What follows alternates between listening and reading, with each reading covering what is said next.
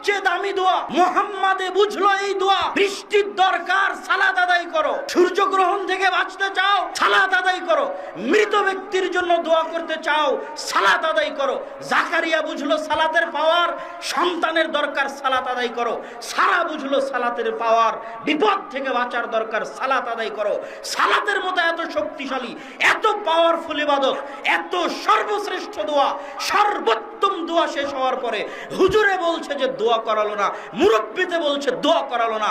এর চেয়ে বড় অপমান আসমানের নিচে জমিনের উপরে সালাতের আর হতে পারে না। ওই মুরব্বিকে, ওই হুজুরকে আরো 100 বছর পড়তে হবে সালাত কাকে বলে এটা বোঝার জন্য। নির্বাচনের নীতিমালা কি হবে, আহলে হাদিস আন্দোলনের পক্ষ থেকে বিস্তারিত বিশদ মৌখিকভাবেও বলা হয়েছে এবং লিখিতভাবেও দেওয়া হয়েছে। ধর্মীয় উপদেষ্টা মহোদয় তিনি তার